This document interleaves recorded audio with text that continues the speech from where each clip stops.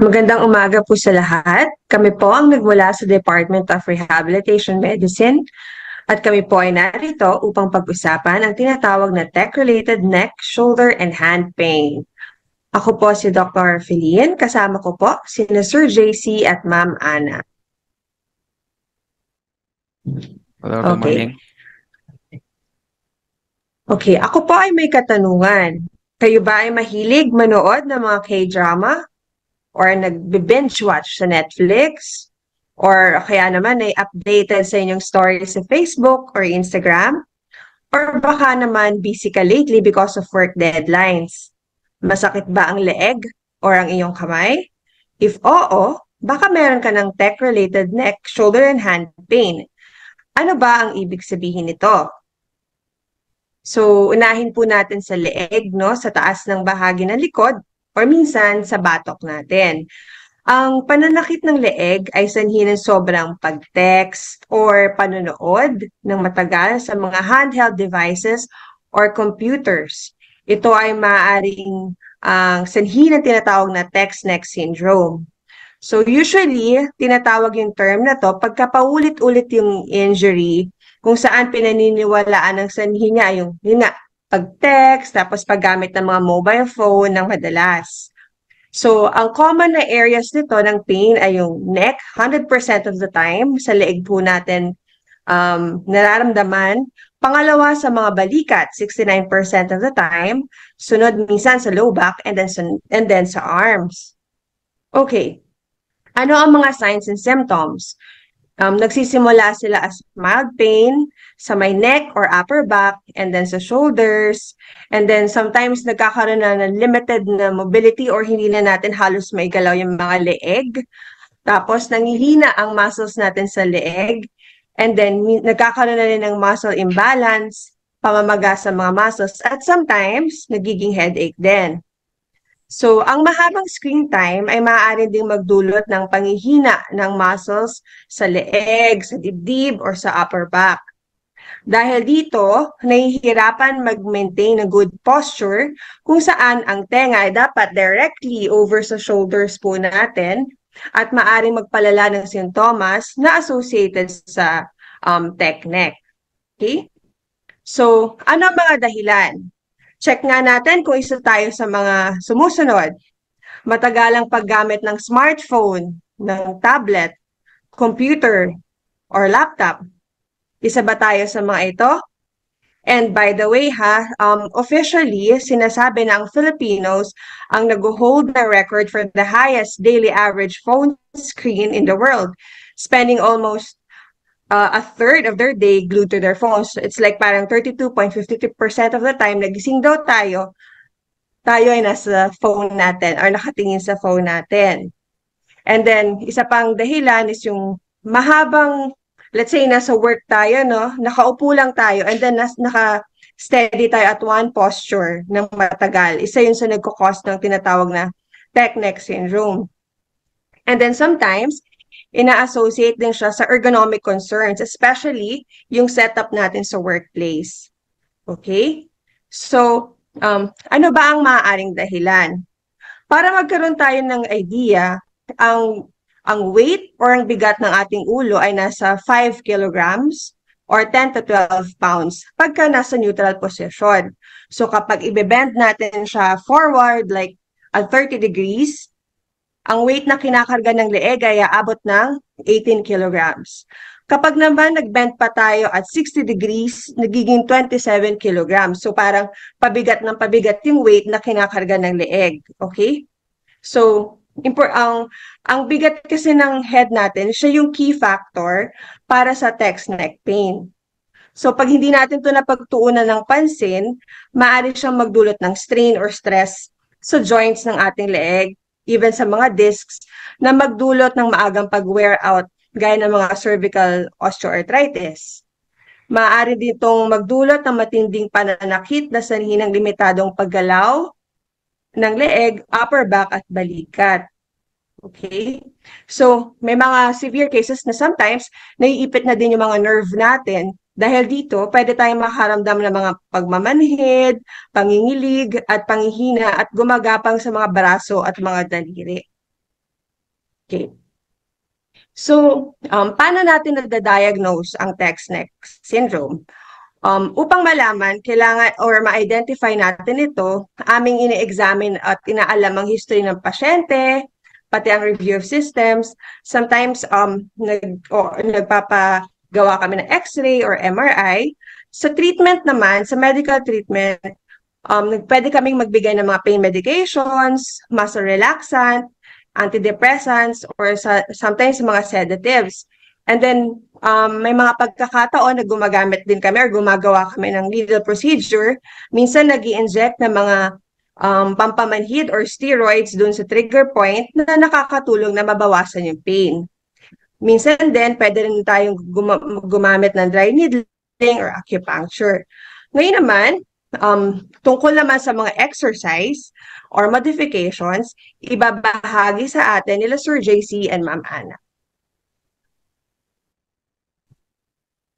So, hello, good morning. So, ako si JC at ako ay isang physical therapist. Sa aming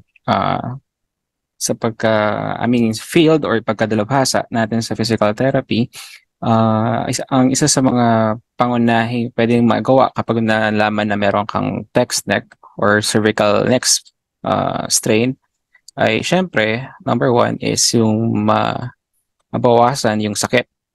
So, magagawa yon kapag tayo ay either may gamot na ininom or meron tayong gagamitin ng mga modality tulad ng init o kaya lamig. So, hot packs, pwede makatulong yon. And then, sa exercises, importante ito, hindi lang kapag meron ka ng sakit, but also kapag bago pa ma-develop yung sakit. So, medyo on the prevention side din siya. So, paano siya maginagawa? So, sa ating neck, mayroon tayong different exercises kasi i-explore natin yung bawat level ng neck natin kung paano siya gumagalaw normally. So, yung una na siguro isa sa mga pinaka-importante is yung tinatawag natin chin tucks. So, ito, madali naman siyang gawin. So, either nakatayo ka lang or nakaupo or pwedeng nakadikit kasandal ka sa pader. And then, ilalapit mo lang yung baba, yung chin.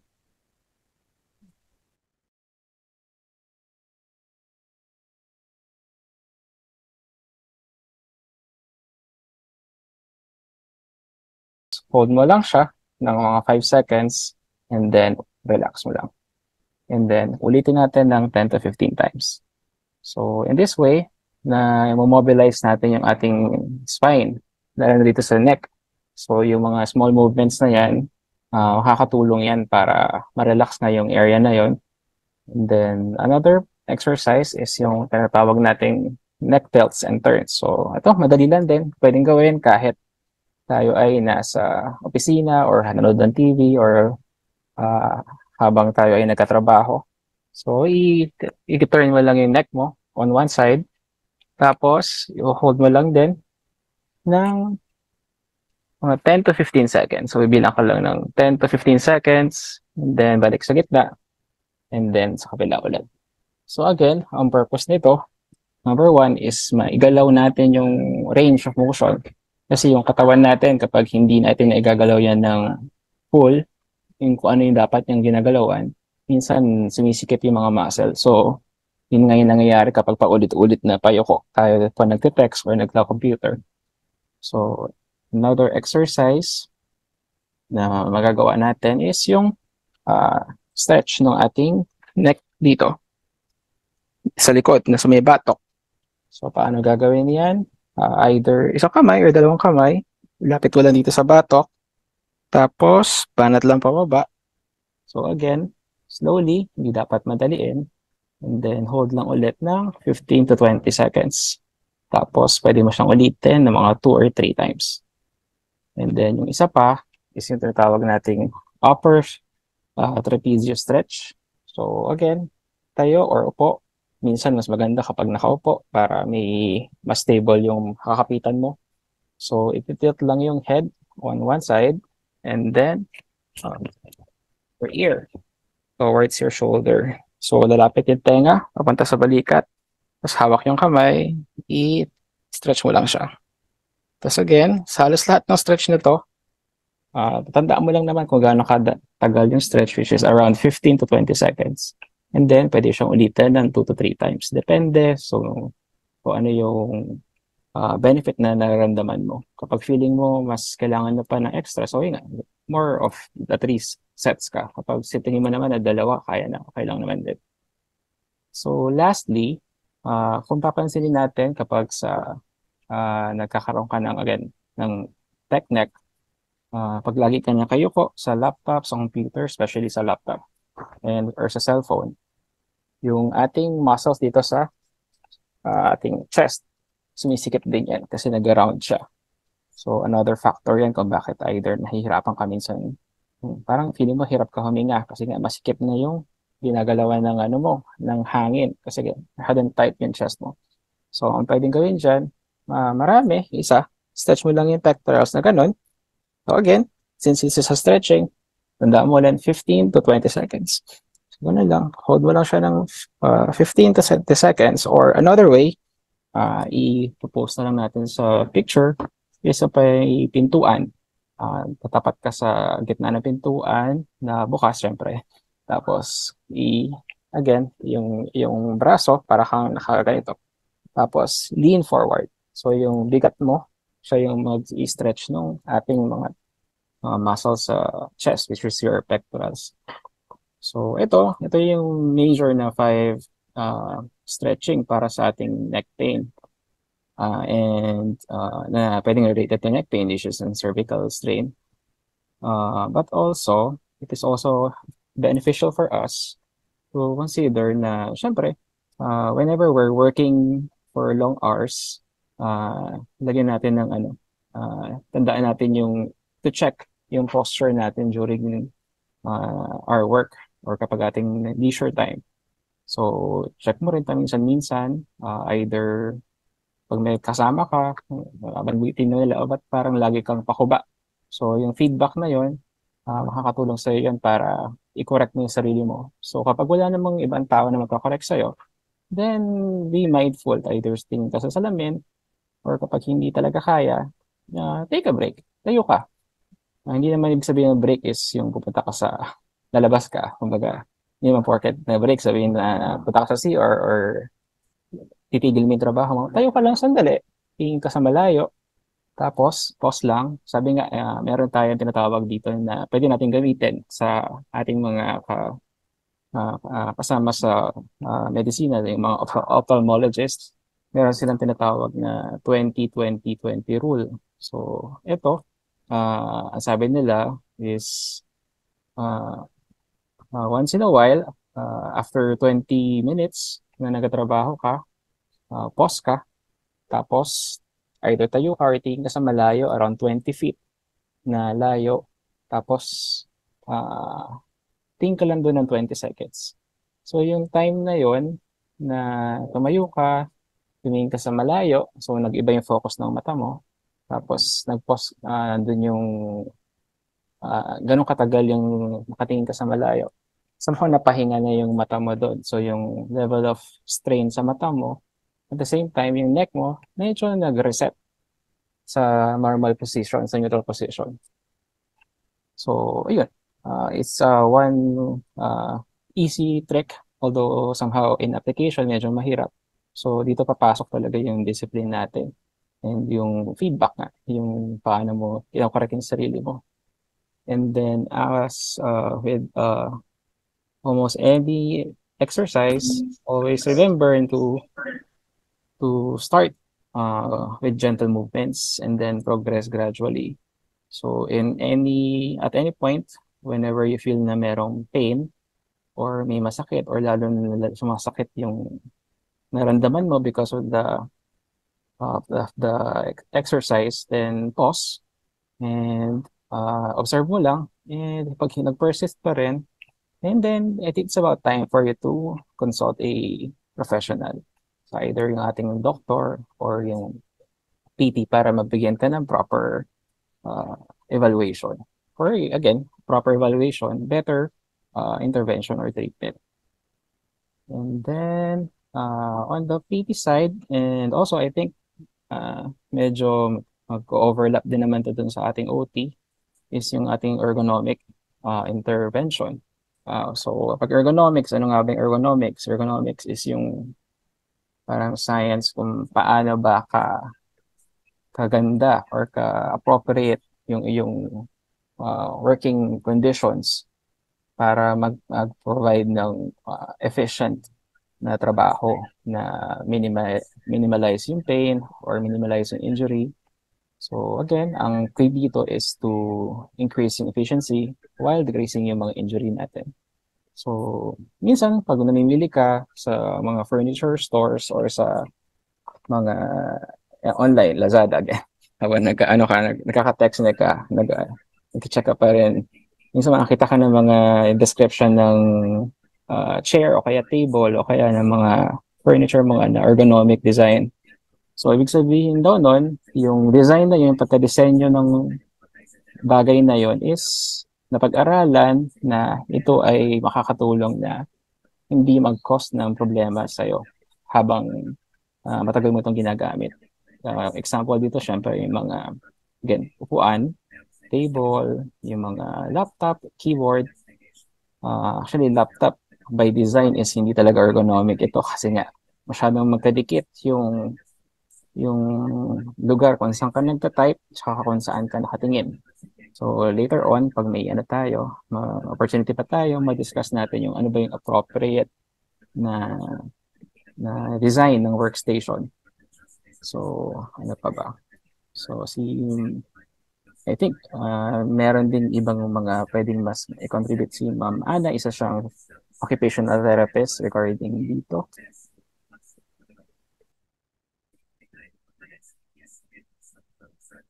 Alright pa, Sir JC. So, picking up po kung saan natapos si Sir JC, may papakita po ako sa inyo na isang PowerPoint tungkol sa ergonomics. Okay.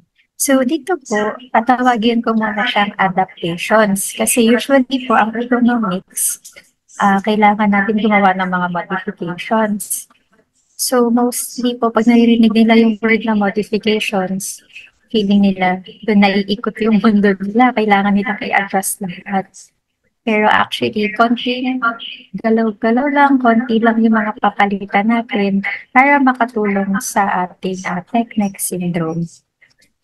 So, yung mga modifications at adaptations po na ito, pwede siyang mga katulad po ng nabanggit ni Sir JC, mga kagamitan like the keyboards, the mouse, and the monitors. Pero pwede rin kasi siyang yung mga tasks at habits natin, pwede nating baguhin ng konti para maging mas ligtas, mas productive, at mas komportable tayo. So, ang goal po natin dito ay mabawasan or kung pwede matanggal natin yung mga delikadong movements natin na nakaka-contribute po sa injuries tsaka technique syndrome.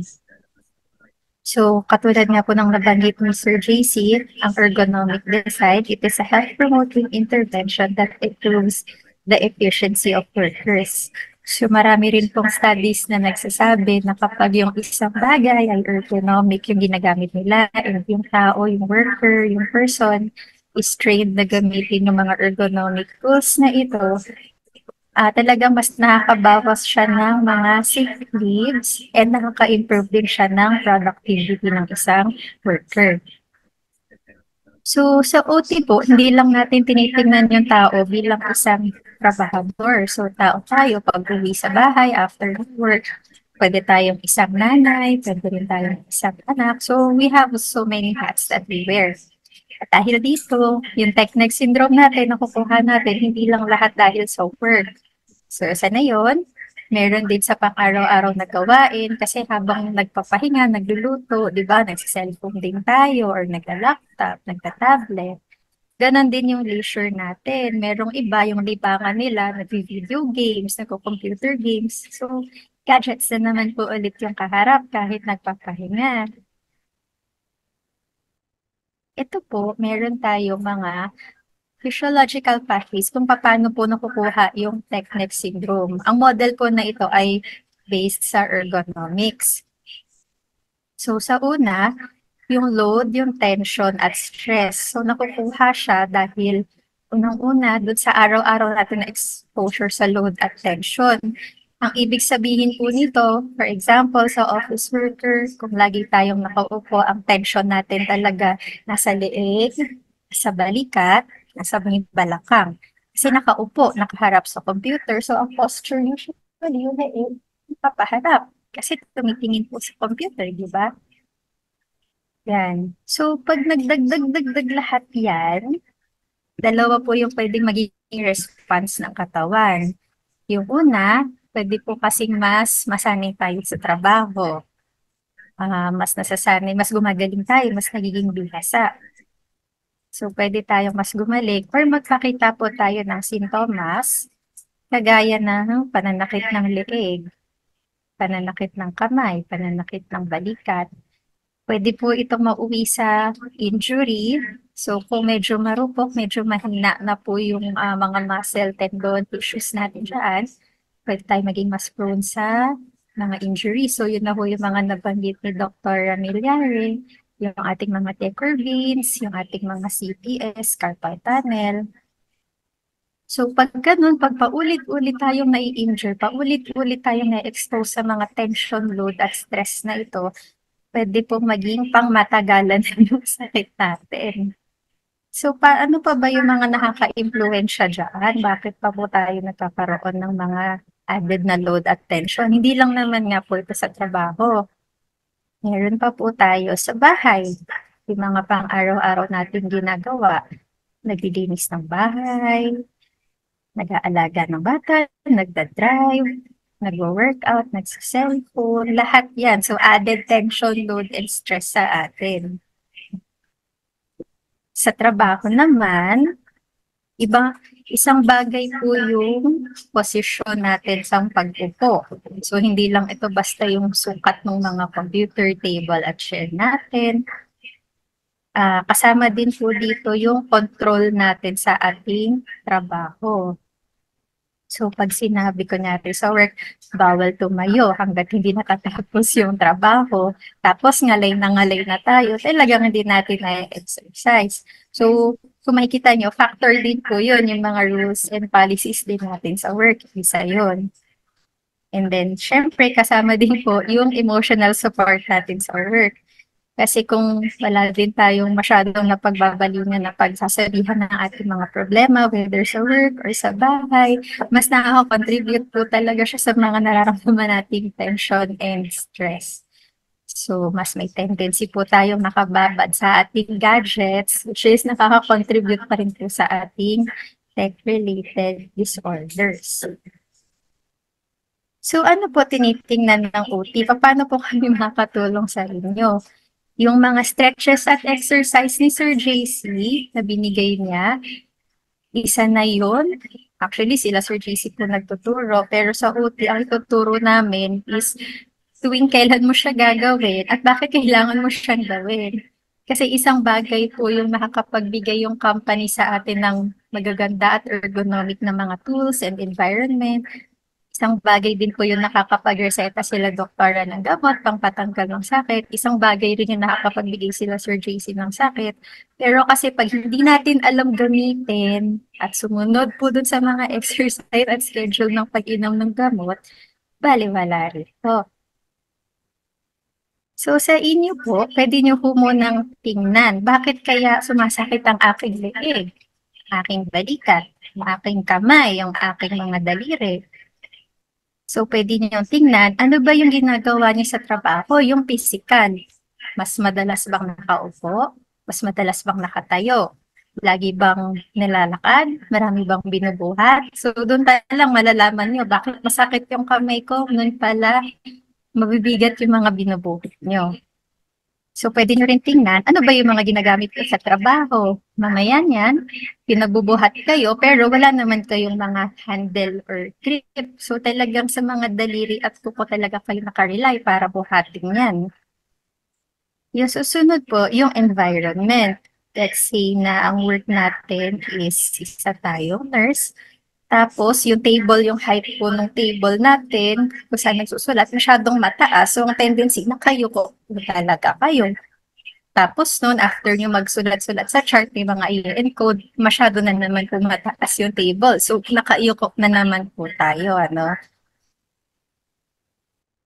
And then, pwede nyo din po tingnan, ano ba yung mga kailangan kong gawin sa trabaho? Hindi lang naman ako basta tumitingin ng pasyente. Meron pa ako mga i-encode na papeles, gagawa pa ako ng reports. So, hindi ka lang pala laging nagbubuhat. Nagko-computer ka pa, no? And then, pwede nyo rin po tingnan yung work culture ninyo. Meron po kasi sa ibang work na kapag mas marami silang nagiging benta, mas mataas yung incentive, pero on the downside, mas nag-extend sila sa work. So, ibig sabihin, mas na-expose pa sila sa gadgets. So, pwede nyo rin tingnan yung aspects na yun. And syempre, para sa atin, sa pangsarili, pwede nyo tingnan yung personal ninyong stress level. Napapagod ba ako? Nasistress ba ako? Sa work kasi napapa-overtime ako dahil para sa incentives or dahil masyado akong maraming trabaho kailangan tapusin. Kung ganun po yung dahilan, ang pwede ninyong gawin is mag-schedule kayo kung kailan nyo gagawin at tatapusin yung mga tasks. So, dyan yung natitingnan kung realistic ba sa within a certain time frame na achieve nyo yung isang task, and wag po tayong matakot na mag-breakdown ng mga trabaho. So, dito po pumapasok yung mga organizational controls natin na kung sa work, okay lang na today, tatapusin ko muna i-print to, bukas ko napapapirmahan yung susunod para matapos lahat ng mga i-design at i-print ngayon. So, yun, scheduling po tayo, tasks. And then, of course, titingnan nyo rin po kung ano yung mga responsibilidad natin sa bahay, pwede rin sa trabaho. Kasi, kamukha ho ng aming mga pasyente, magreklamo po, masakit daw po yung hinlalaki. Tapos, sa makikita namin, ang trabaho po na is medtech. Tapos, marami po siyang mga pinipindot-pindot na pipette or mga minamanipulate na buttons. So, talagang kawawang-kawawa ho yung fam niya. Pag uwi sa bahay, nagbubuhat pa po siya ng kanyang baby, nagpapakain pa po kay baby. So, talagang kawawang-kawawa ho si Pamba, no? Yun. And then, of course, pwede rin natin tingnan ano pa yung ating mga pinaglilibangan. Siyempre po, cellphone. Makikita ninyo habang lunch break, naka-nyuko din pala na gano'n, ano? So, pwede ho kayong gumamit ng mga cellphone stand para nakadiretso lang ho siya. Hindi nyo siya masyadong tinitingnan ng yak na kayo po. So, kung mapapansin nyo ho, yung mga adaptations and modifications and recommendations namin, it has more of to do sa inyong mga habits na mga pang-araw-araw. Hindi nyo naman ho kailangan baguhin ng 180 yung mga trabaho at ginagawa nyo. Konting adjust lang tayo. And then, of course, mas mabuti pa rin na kung kayo ay nakakaramdam na ng sakit sa leeg, balikat, braso, kamay, mas mainam na ho magpa-check up kayo sa aming rehab doctors, katulad nila Dr. Ramillare, para mabigyan kayo ng tamang program and gamot para ma-address po yung pain ninyo. Thank you po. Okay, so gaya ng mga nabanggit ni Ma'am Ana, no? At Sir JC, meron ding mga ibang areas of concern when it comes to tech-neck syndrome. So, hindi lang siya leeg, hindi lang din siya balikat. Most of the time, naapektuhan din yung mga kamay. So, ito yung mga hand injuries.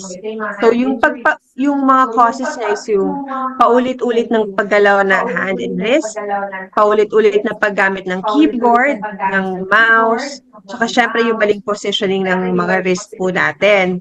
So, yung isa pa, yung matagalang paggamit din ng computer, tapos yung continuous na pag-tap sa mga mobile, isa yan sa common causes ng hand injury. So, sa mga offices po natin, usually, ang sabi, 8 to 9 hours yung computer use natin. And sometimes 2 to 3 hours or more sa mga mobile phones. So, pag ito nag-accumulate na ginagawa natin ng matagalan, pwede siyang mag-lead to mga chronic conditions. Okay, so isa sa pinaka-common na hand injuries is yung carpal tunnel syndrome. I think narinig nyo na to, no? Ito naman yung ang main cause niya is yung paulit-ulit na finger flexion and then finger motion. So, yung medial nerve natin dito sa may tinatawag ng carpal tunnel. So, kapag naipit yun, nagkakaroon ng numbness, nagkakaroon ng parang minsan kinukuryente, or sometimes nanghihina yung mga muscles natin sa kamay. So, ang mga involved dito, yung mga typing jobs, di ba nga usually nag-flick ng fingers, tapos usually nararamdaman natin yung simptomas sa gabi. Yung isa pang common tinatawag na Decker veins, sinusinusitis, ito naman is yung matinding pananakit dito sa thumb side po natin. Sa thumb side is na pwedeng strain or overuse din. So, namamaga po yung mga tendon dyan sa laki natin. Tapos, nagdudulot siya ng pain. Sometimes, nagkakaroon ng pamamanhid.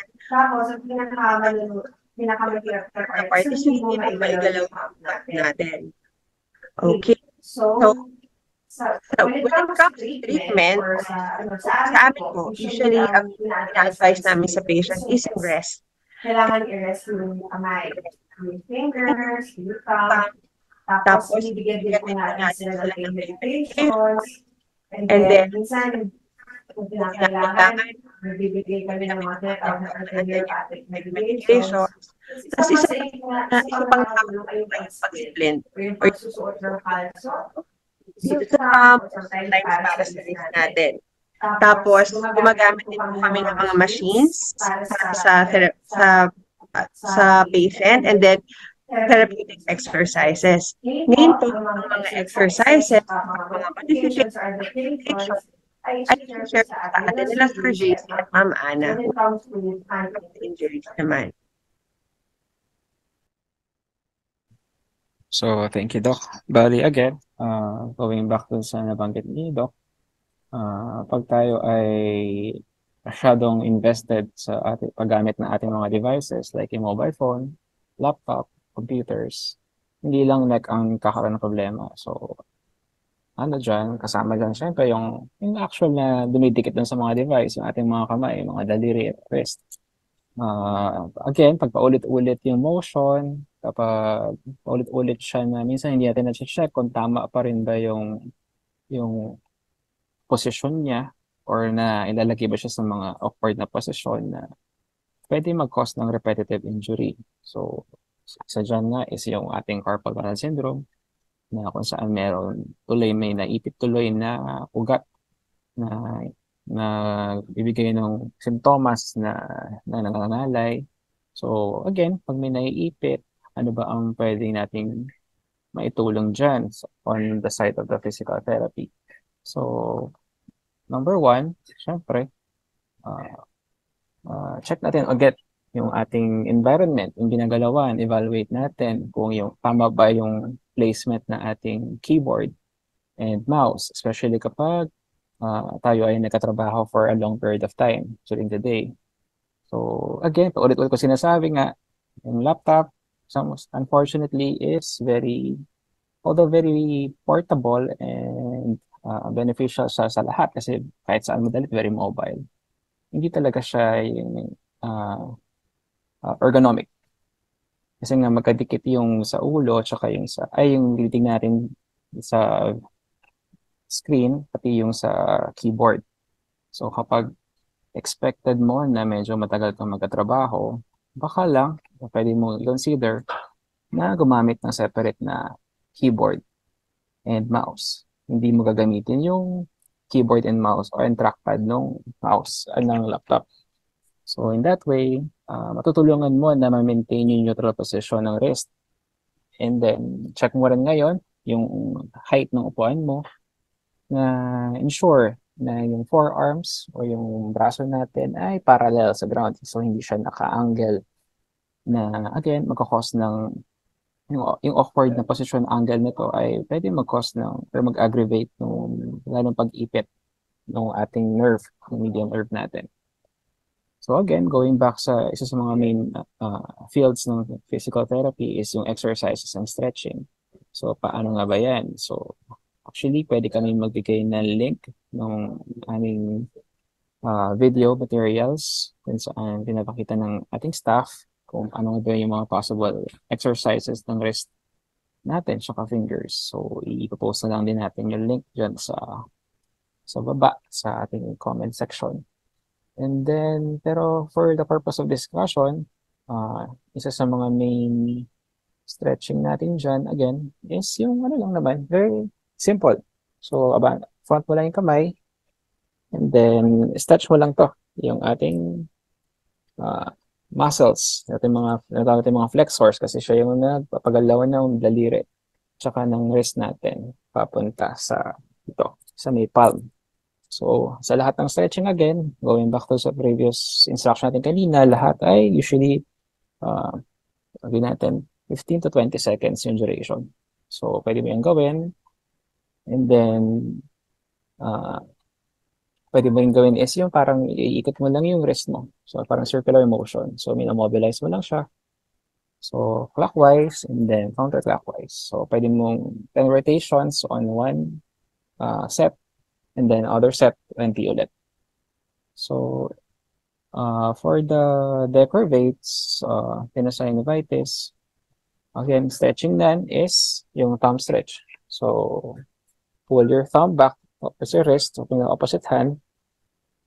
Ayan, and then here.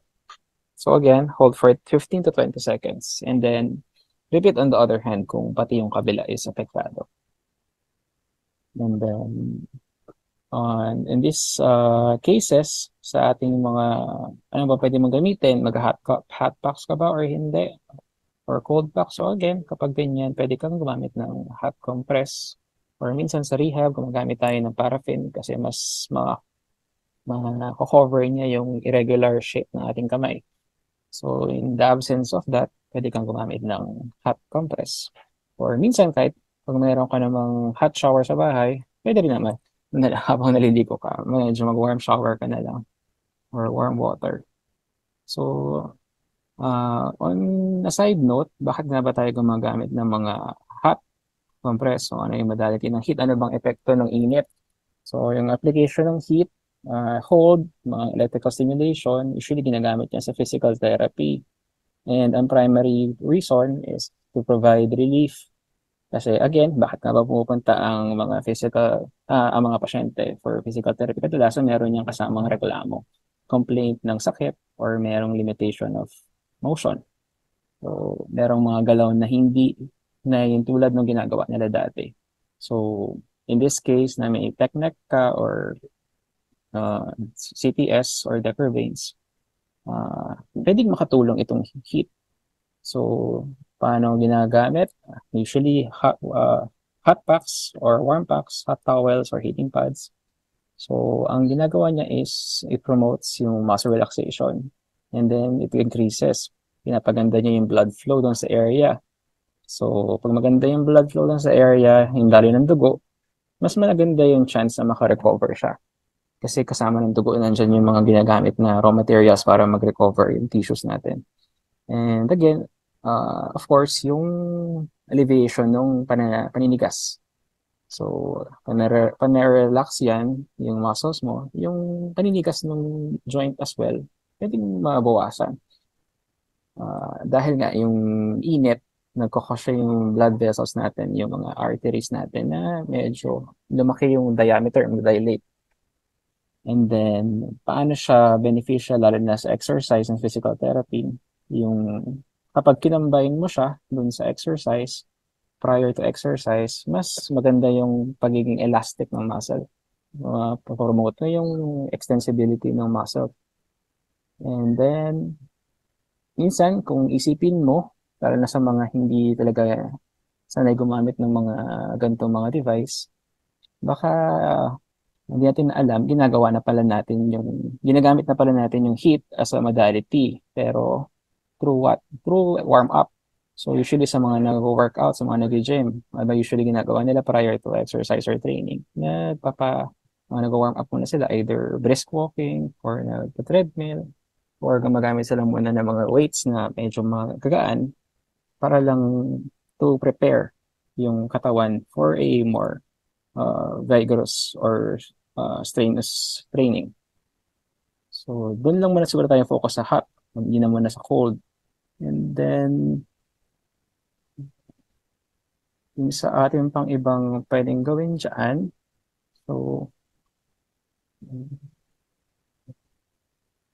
CPS, I think yung major na component yung paggamit ng mga device niya, yung mga splint. So, itong expertise to ng ating occupational therapist, si Ma'am Ana. Kung kailan ka ba dapat gumamit ng splint or kung gaano katagal, pwede bang hindi ka na mag-splint. So, yun. Alright. So, regarding naman po sa Dr. Veins and CPS natin, hand injuries, katulad po ng nabanggit nila Dr. Emilyara and Sir JC, splits po sa OT, kami po yung gumagawa. So, ano ba yung split? Yung material po niya is tinatawag namin low temperature thermoplastic. So, para po kaming nagluluto, nagpapainit ng plastic sa ashopa. So, literal na nagluluto ng noon. Ang kagandahan po kasi noon, nakukulma talaga doon sa kamay ng tao. So, very specific siya sa kamay ng tao kasi bawat tao, iba-iba talaga yung shape ng ating mga kamay, braso, no? So, depende po kung gaano kalaki yung sakop ng tendon na namamaga sa inyo sa DQD or sa CPS. Depende po yun sa mga i-recommenda ni Dr. Clara. Doon po namin binabase kung gaano kalaki or kaliit yung imomolde namin sa inyo na thermoplast. O paano po yung mga nakikita natin sa Shopee. Okay siya kung temporary, panandalian yung gagamitin. Pero kasi nakikita ko na rin sa Shopee, marami rin iba-ibang klase. And hindi ko talaga nire-recommenda na, syempre titignan nyo yung kurba at arco nung binibenta na ready-made, prefabricated na splits. Kasi pag tinignan ko, parang naka-straight na straight lang siya. Yung iba, halos nakakurbang pababa, ganito.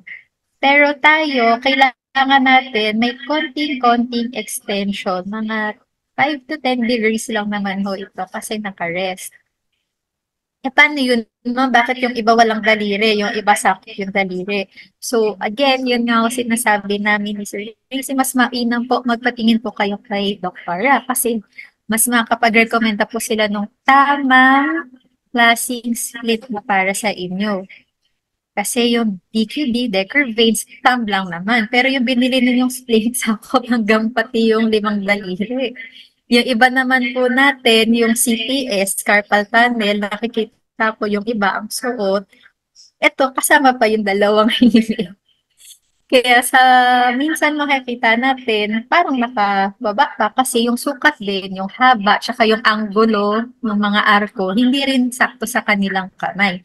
Kaya mas i-recommend ako talaga na custom-made yung splint nila. So, gumagawa ko nun is OT.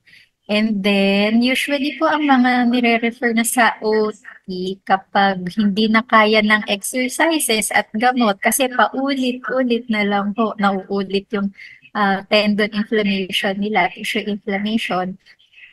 Pinapadala sila sa OT kasi kami, tinuturoan namin, ano ba yung pwede mong baguhin sa mga kinikilos mo? Paano ka bang magbihis? Paano mo bang ginagamit yung phone mo? Paano kang nagsa-cellphone, nagla-laptop, nagko-computer. So, gaya ng paulit-ulit na nababanggit ni Sir JC, ako rin yung laptop, kasi masyado siyang maliit, so ang tendency nakaganito talaga tayo. Tapos yung mga daliri nakaganyan kasi maliit. Kung pwede, meron kayo sanang separate na keyboard. Or kung tablet man yan, or cellphone, meron kayong tablet or cellphone holder na na-adjust yung angle at yung height para kahit saang table man kayo nakaupo, kaya na siyang i-adjust, hindi nyo masyadong sinustrain yung mga leeg, wrist, and hands nila. Tapos sa mouse, mas preferred po talaga namin yung gaming mouse kasi ergonomic siya actually. Kasi mas lapat siya sa mga arko ng kamay. So may kita nyo, may nauuso na ngayon mga gaming mouse ngayon, naka-vertical na siya. So ganyan yung position instead na ganyan. Ang purpose kasi niya is para naka-neutral lang si wrist, hindi na siya masyadong umiikot. Hindi na siya nakababa. Nakadiretso lang na ganito yung wrist ninyo, no? So, di naman namin kayo pinapagbili nun, pero ina-explain lang namin bakit ganun-ganun yung shape, iba-iba ho, ano? So, aside po sa mga modified ng mga keyboards and mouse, pwede rin kami mag-recommend sa OT ng mga adaptive tools like yung mga kutsara and tinidor. Medyo tabaan nyo yung handle habang namamagalang naman yung mga daliri thumb para hindi nyo masyadong iniipit and sin-strain. Medyo mas malaki para mas relaxed lang siya ng posisyon. And what else? Sa DQD, usually ang kasabay namin yan, hinihintay namin na mas bumaba yung mga pain and swelling levels ninyo sa PP para maturuan namin kayo kung paano nyo i-adjust yung gawain ninyo. Same thing po sa carpal tunnel. Usually naman yan, pinapasplint sa amin. Tapos PT. And then kapag mas manageable na yung pain or wala na yung pain or gumanda-ganda na yung range of motion nila sa kamay, so doon namin kayo tuturuan ng mga pwede niyong gawing adjustments sa mga ginagawa niyong kilos. And then, kapag nangangalay yung kamay, marami kaming naririnig ng mga nagiging pasyente namin. Kaya nangangalay, sinishake-shake daw nila ni ganyan. O kaya, binabanat-banat na sobrang banat naman. Kasi pagod na raw, nangangalay. So, kami ang tinuturo namin, tendon gliding ng hand. So, paano yun? So, start mo siyang nakabukas, yung wrist mo hindi siya nakatupi. Ganito, straight lang. So, magsa-start kayong nakaganyan, number 5. And then, yung daliri, naka-claw. So, kung titignan nyo, hindi siya ganyan. Pataas lang po. Parang mga ngalmot. Ganon. So, after nito, tuturo. Kundi itsura niya, turo. Panguso. And then, after that, dahan-dahan isara. Hindi nyo siya kailangan pisilin. Saktong sarado lang. So, pag ibabangon nyo ulit yung daliri, ganun ulit. Turo, claw, and straight. So, hindi siya mabilis ginagawa. O, medyo may interval. Siguro for each position, bilang kayo mga 5 seconds. 1, 2, 3, 4, 5. 1, 2, 3, 4, 5. 1, 2, 3, 4, 5. Then 1, 2, 3, 4, 5. As much as possible, avoid po natin na lalong binibigyan ng stress and tension yung mga tendons, muscles, and tissues natin sa hand para hindi pa ulit-ulit na nauulit yung ating mga sumasakit. Okay po? Thank you. Okay. Thank you, Sir JC and Mama Ana. So ngayon po, maraming salamat po sa pakikinig. Kung meron po kayong mga katanungan, maaari niyo pong i-type sa chat box. Siguro, Doc, ano lang, idagdag na rin natin. Although, bilis na lang naman siguro ito. Share lang natin itong share lang natin tong slide na ito. So, ito ay, so, again, going back na sa ating nabanggit kanina na importante yung alam natin kung ano ba yung na-identify natin to begin with. Bakit nga ba tayo nagkakaganto? Kasalanan mo nga ba talaga? Ikaw ba talaga may kasalanan kung bakit nagkakaroon ka ng mga sakit-sakit na ganyan? So, partly, pwede. Kasi ng bata, sinabihan ka na ng nanay mo na huwag kang bakuba-kuba, hindi ka nakinig. Or lagi ka nagko-computer na mali pa yung posture mo. So, may factor din talaga na may fault din tayo. So, again, ang importante dyan is to be informed. I-correct natin yung sarili natin. So, this is an example kung ano yung simple parang checklist para ma-evaluate mo yung work environment mo. So, try natin makahanap tayo ng local version nito or baka ma-translate natin ito. So, ito, yung sa chair lang, check natin kung parallel ba sa floor, yung tuhod mo ba, 90 degrees, flat. So, yung thighs mo ba, supported ng upuan. Tapos, hindi ba masyadong nakadikit yung likod ng tuhod mo dun sa chair. And then, kung meron ba support sa baba, sa may likod mo, yung upuan. So, ito, kung isipin mo, ang pinapromote na nito is yung relax, yung neutral yung position ng body mo. So, walang muscle na sobrang overwork, walang muscle na overstretch para to prevent yung uh, emergence or recurrence ng injury. So, yung sa keyboard and mouse, ganun din. So, neutral ba or parallel ba yung braso mo? Kumbaga, in this position, meron bang chance na pag lagi mong ginagawa yan, may maiipit ka na ugat or meron ka ah, mga muscle na ma-overwork. So, yung balikat mo ba, lalo pag masyadong mataas yung table, masyado bang parang lagi kang nakatense.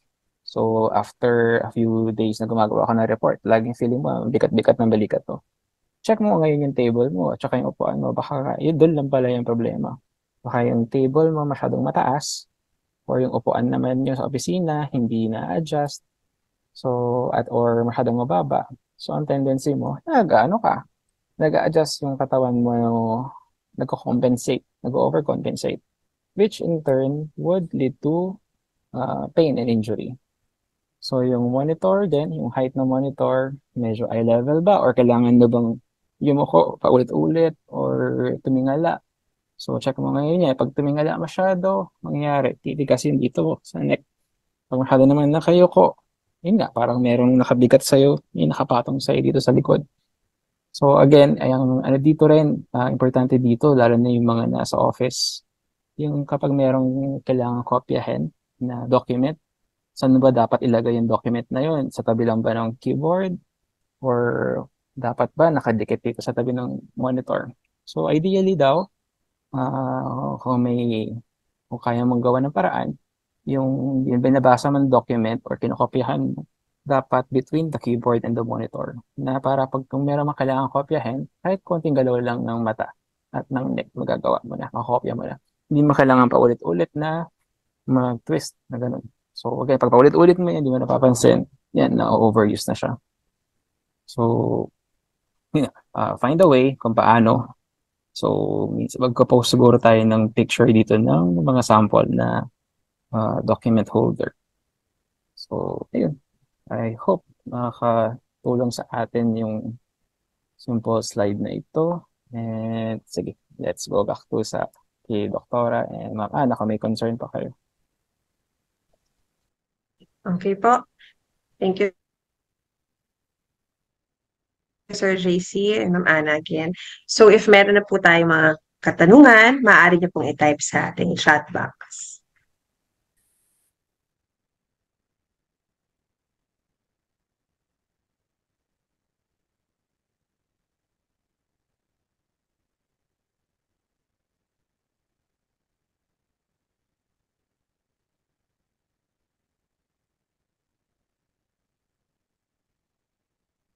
So, at this point, masalamat na lang kami sa inyo lahat, in behalf of Doktora and Ma'am Ana for allowing us to share our knowledge and experience regarding this topic, lalo na almost everyone experiences this kind of complaints. And sana, at least, ang ma-pick up lang nating critical point dito is to check your ano ba yung current, workstation situation. I-review mo lang. Baka doon lang, ganun lang kasimple. I-adjust mo lang pala yung table mo o magalagay ka lang pala ng unan sa banda pwet mo para tumaas ng konti. Mare-resolve na pala yung problema. Doc. Meron ka pa, Doc.